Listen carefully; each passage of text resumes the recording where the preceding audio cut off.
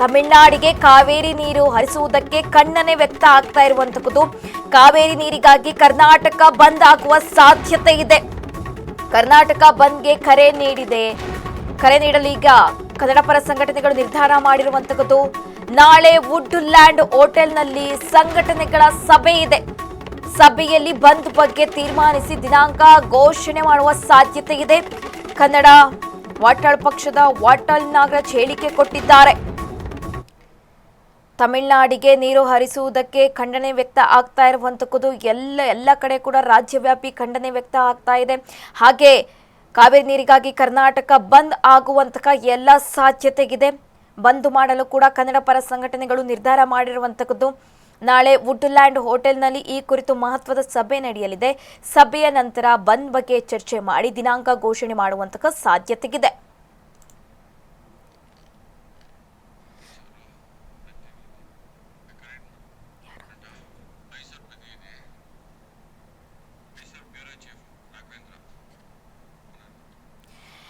ಈ ಬಗ್ಗೆ ಹೆಚ್ಚಿನ ಡೀಟೇಲ್ಸ್ ಕೊಡ್ತಾರೆ ಮೈಸೂರು ಬ್ಯೂರೋ ಚೀಫ್ ರಾಘವೇಂದ್ರ ದೂರವಾಣಿ ಸಂಪರ್ಕದಲ್ಲಿದ್ದಾರೆ. ರಾಘವೇಂದ್ರ, CWRC ಆದೇಶ ಕೊಟ್ಟಿದ್ದ ದಿನದಿಂದಲೂ ಕೂಡ ರಾಜ್ಯವ್ಯಾಪಿ ಖಂಡನೆ ವ್ಯಕ್ತ ಆಗ್ತಾ ಇದೆ.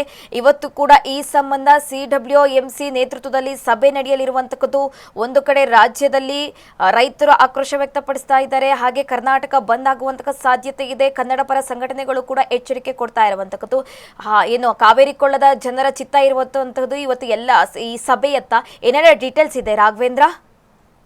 ಹೌದು ಸುರಭಿ, ಏನು ಮೈಸೂರು ಮತ್ತು ಮಂಡ್ಯ ಭಾಗದಲ್ಲಿ ಏನು KRS ನೀರಿದೆ, ಹನಿ ಹನಿ ನೀರು ಕೂಡ ಜೀವನಾಡಿಯಾಗಿರ್ತಕ್ಕಂಥದ್ದು. ಯಾಕೆಂದ್ರೆ ತೀವ್ರವಾದಂತ ಮಳೆಯ ಕೊರತೆ ಎದುರಾಗಿದೆ. ಮೈಸೂರಿನ ಯಾವ ಭಾಗದ ಜಲಾಶಯ ಕೂಡ ಭರ್ತಿಯಾಗಿಲ್ಲ. ಅದರಲ್ಲೂ KRS ನಲ್ಲಿ ಇರ್ತಕ್ಕಂಥ 92 ಅಡಿ ಮಾತ್ರ 124 ಅಡಿ ಗರಿಷ್ಠ ಮಟ್ಟ ಇರತಕ್ಕಂಥ ಜಲಾಶಯದಲ್ಲಿ 92 ಅಡಿ ಮಾತ್ರ ನೀರಿರ್ತಕ್ಕಂಥದ್ದು. ಮುಂಗಾರು ಪ್ರವೇಶ ಆಗಿ ಬಹಳಷ್ಟು ಏನು ಜೂನ್ ತಿಂಗಳ ಆರಂಭದಲ್ಲೇ ಆಗಿದ್ದು, ಜುಲೈ ಅಂತ್ಯದವರೆಗೆ ಕೂಡ ಸರಿಯಾದಂತ ರೀತಿಯಲ್ಲಿ ಮಳೆ ಆಗಿಲ್ಲ.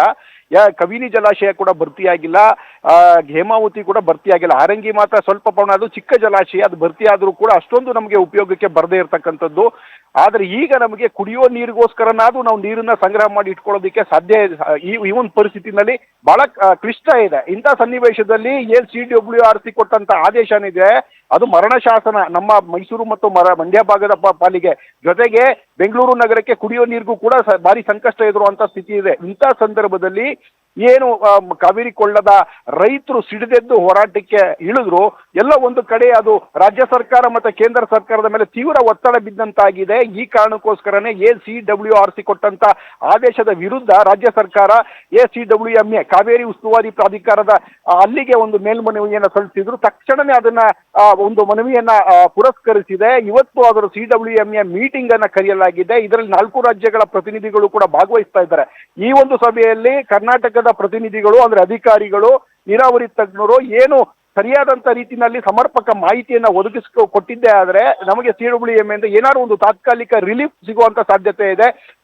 ಏನಂತಂದ್ರೆ CWRC ಕೊಟ್ಟಂತ ಏನು ಆದೇಶಕ್ಕೆ ಸಂಪೂರ್ಣ ತಡೆ ಕೊಡುವಂತ ಅಧಿಕಾರ ಪ್ರಾಧಿಕಾರಕ್ಕೆ ಇದೆ. ಇಲ್ಲ ಅಂತಂದ್ರೆ ಅವರು ಕೊಟ್ಟಿರ್ತಕ್ಕಂಥ ಆದೇಶನ ಪರಿಷ್ಕರಣೆ ಮಾಡಿ 4 TMCಯನ್ನ ಕೊಡ್ಲಿಕ್ಕಾಗಲ್ಲ ಅಂತೇಳಿ ಅದನ್ನು ತಗ್ಗಿಸುವಂತ, ಕಡಿಮೆ ಪ್ರಮಾಣದ ನೀರನ್ನ ಏನು 4 TMC ಕೊಟ್ಟಿದ್ರು ಅದದ್ದು 1 TMC ಅಥವಾ 2 TMC ನೀರನ್ನ ಹರಿಸಿ ಅಂತೇಳಿ ಆ ಒಂದು ಸಾಧ್ಯತೆಗಳು ಕೂಡ ಇದಾವೆ. ಆದ್ರೆ ಏನಾದ್ರೂ ಈ ಒಂದು ಸಭೆಯಲ್ಲಿ ತಾತ್ಕಾಲಿಕ ಪರಿಹಾರ ಸಿಗದೆ ಹೋದ್ರೆ ಬಹುಶಃ ಮೈಸೂರು ಮತ್ತೆ ಮಂಡ್ಯ ಭಾಗದ ಜನ ರೊಚ್ಚಿಗೆ ಹೇಳ್ತಾರೆ. ಇದು ಯಾವುದೇ ಕಾರಣಕ್ಕೂ ಹಿಂದೆಲ್ಲ ಕಾವೇರಿ ಹೋರಾಟ ಯಾವ ಸ್ವರೂಪ ಪಡ್ಕೊಳ್ಳುತ್ತೋ ಅದೇ ರೀತಿಯ ಹೋರಾಟದ ಸ್ವರೂಪ ಈಗಲೂ ಕೂಡ ಪಡ್ಕೊಳ್ಳುತ್ತೆ ಅನ್ನೋದ್ರಲ್ಲಿ ಯಾವುದೇ ಸಂಶಯ ಇಲ್ಲ ಸುರಭಿ. ಧನ್ಯವಾದಗಳು ರಾಘವೇಂದ್ರ.